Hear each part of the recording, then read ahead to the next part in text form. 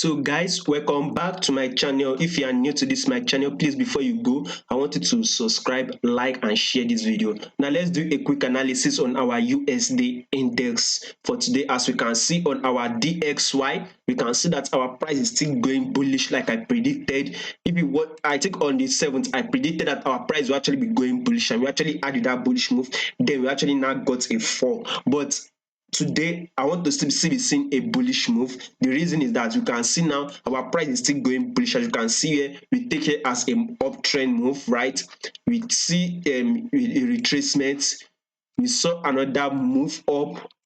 You can see another retracement.